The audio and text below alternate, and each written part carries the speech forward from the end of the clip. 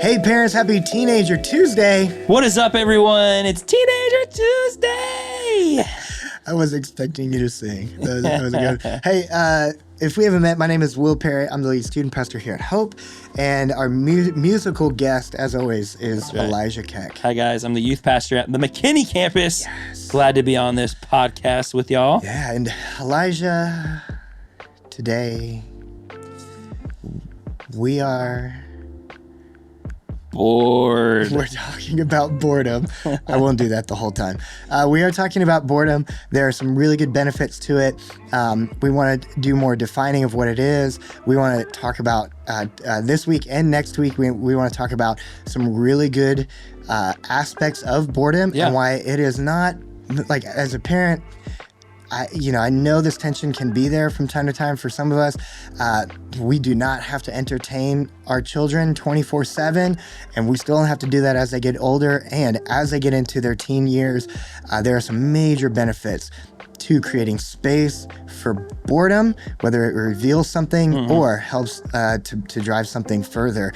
I do want to define what boredom is. At its core, boredom is not just doing nothing, but it is a lack of engagement. Because we've all had teenagers, you're doing something, like, I'm bored, I don't want to do this. It's like, but in the moment they're doing something, they just would rather not to. Right. It's even like the idea, you might be thinking, well, my kid's always up to something. My kid's always doing something. Well, doom scrolling is not doing something, right? Yeah. That is it's active boredom, honestly. That's actually a really good point, dude. Yeah, that doom scrolling for all of us is active boredom. Because that, how interacting with something doesn't mean that we're engaging with it either. Boredom is just where nothing feels interesting. Time seems to drag. And what's crazy is when I was studying for this, the term boredom didn't actually become common until the 1800s. So even the word or the idea of that moment is pretty new to human history. Right. Way other time, in other times, it was more so seen as like stillness and peace, not boredom.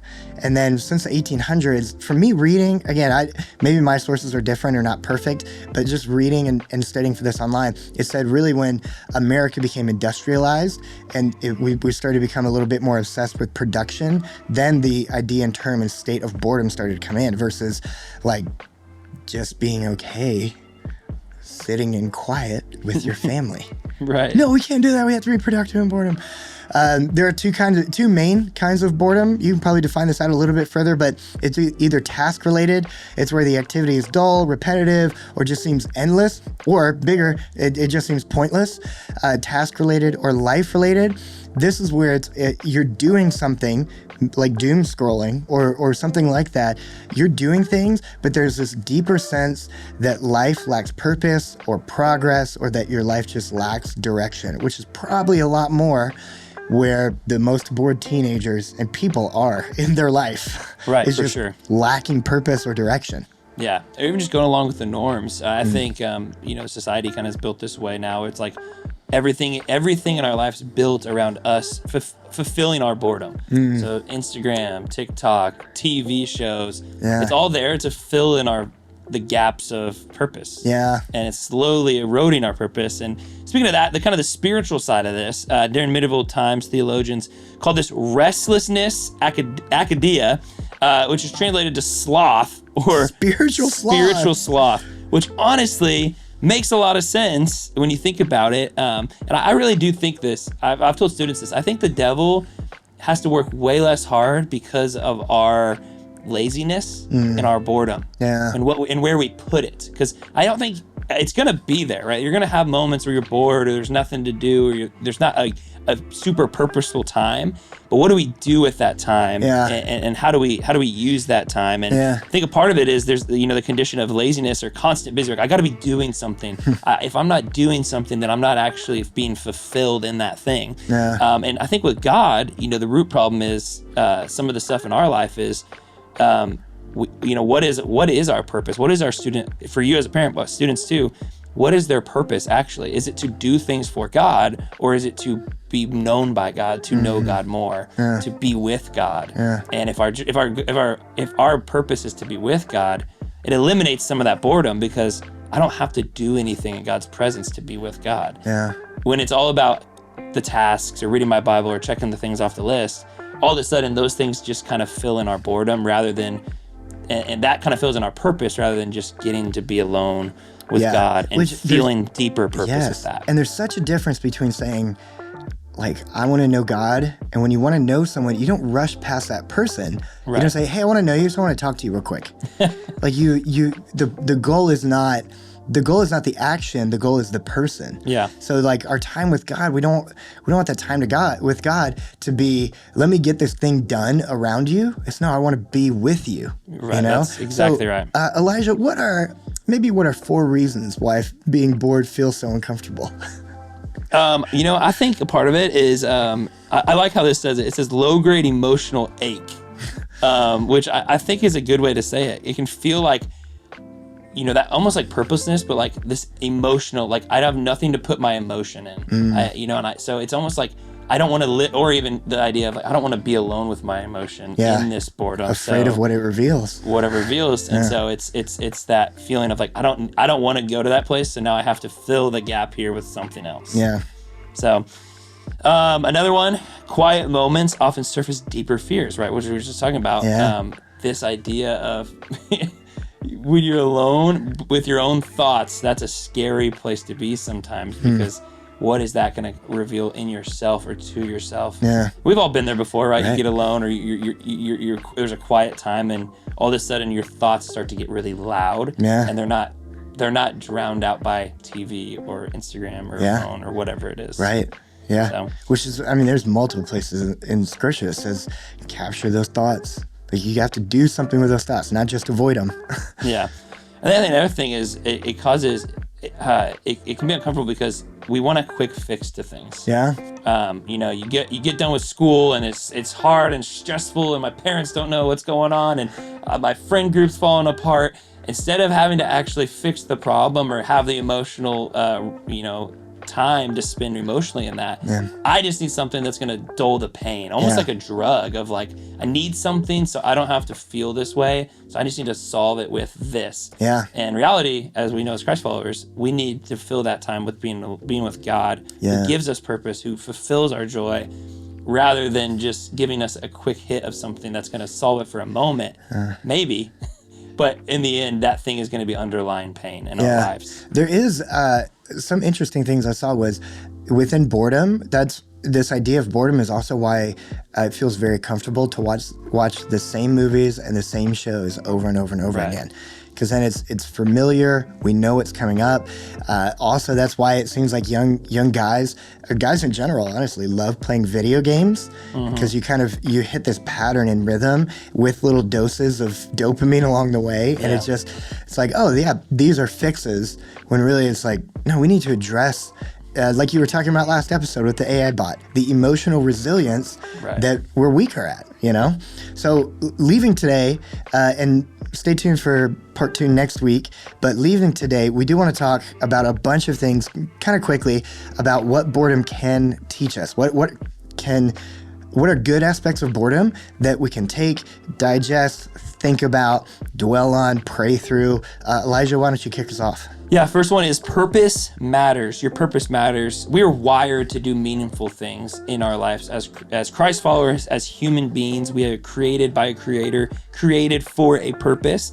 And so we want to do and we need to do things that fulfill that purpose, and give us meaningful work and time of where our life feels significant, the things that we do. And so it's almost that fight against boredom that we are constantly facing. Another one. Oh, sorry. There you go. Another one is it is not bad to recognize that we have human limits. It's not a fun thing to recognize, but we can't do everything. God's presence often meets us in the quietest places, which if our mind is never quiet, how much harder is it for us to hear from God? Yeah, that's good.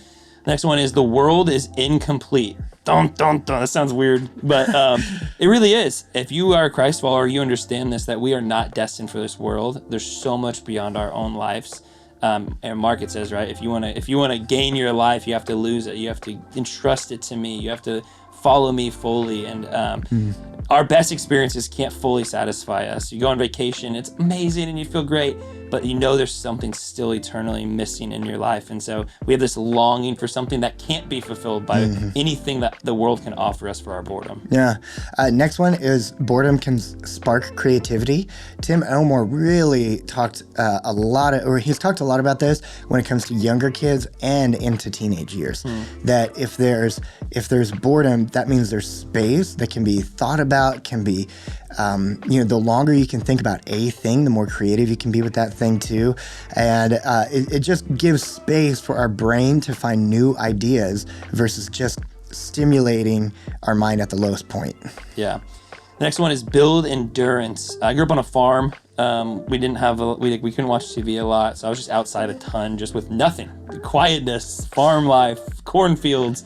And trust me, it does help you with your focus through dull moments, through you're not getting stimulated by things, but you are having to endure through quiet time, through, hey, I got the next 4 hours with nothing to do. What does this look like? What do I do in this time? Yeah. It builds that endurance, but also that self-discipline in yourself to not need that. Yeah. You know? Yeah.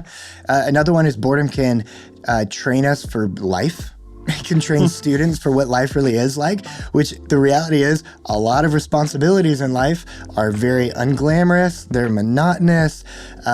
There's this idea, I can't remember the name of the book. It might be called Eat the Frog, but there's this idea called Eat the Frog where it's like in the morning, first thing you do the thing that you don't want to do. You do the thing that is boring to you, that doesn't seem like it amounts to much, which is an idea of like eating a frog. Just doesn't sound great. But doing that, being okay with that and building that muscle sets up our teenagers for a lot more of the workplace, where most jobs, I was thinking over 90% of jobs are not purpose-filled. But, I was like, I don't want to do anything unless it's my purpose. Not many people's purpose is like putting light bulbs in towers, like God created. You know what I mean? Like It's just. Well, every job has that budgeting and stuff like that. It's like, this isn't fun. Not everything has to be fun. Not everything has to stimulate that side of you. Responsibilities are better than fun, anyways. Ooh, okay. Preaching now. Okay, here we go. Next one opens our eyes to wonder. I think this is a great one. It sounds kind of flashy, like this idea of wonder. Wow. But I think with practice, it's the idea of like seeing the best in every day, seeing the joy in all the small things in our life. For me, I look back at kind of talking about the farm, like that quiet time, thinking, like sitting on mom and dad's porch and just like thinking and just being alone and just that peace that's there. It kind of can open your eyes to that in your life. Next one, and we'll go quick on these last three, is boredom can signal a need for a change or challenge. Sometimes boredom just reveals that our student needs to be challenged more. Yeah. There's more that they could do. There's more that they can do. And even if they don't want to, boredom is a really big sign to say, hey, there's something that's not challenging and not meeting their potential that could be worked on, changed, a better challenge to reach for. Kind of similar to that, it also helps us refocus our goals. I think having that space, I love the idea of space, right? It's not boredom, it's space, it's opportunity to realign priorities, think about your life, think about the things you need to manage, and it gives you that space to rethink about some of those things. Yeah. Last one is boredom can shape Christlike rhythms. Consistency with God and being in God's presence is better than being wowed by God's presence all the time. It's not like, if I don't get goosebumps, like, did I really interact with God?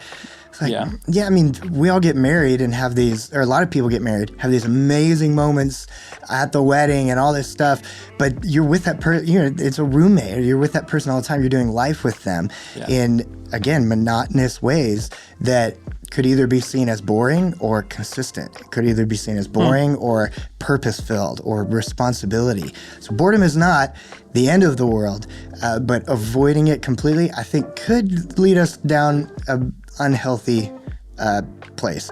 Some next steps I'll run through these quickly, and Elijah will sign off for us. Some great questions to ask is, what do you believe about downtime? What do I believe? What do you believe? What do our teenagers believe about downtime? Is every minute supposed to be productive, or is rest valuable too, even if that rest is boring? Do you see boredom as something bad, or how do they see it? Is it a chance to pause and to reset, or is boredom just bad? And then the last couple questions are, how do you act when you have unoccupied time? How do you act? I love that. How do you act when you have unoccupied time? Your students are watching. My two girls are watching. What do they see from us when we have unoccupied time? That's amazing. And we're going to dive into a little bit more of that next week. So make sure you stay tuned for part 2 of this next week. Remember, you are not alone. God is with you, and so are we. We'll catch you next time.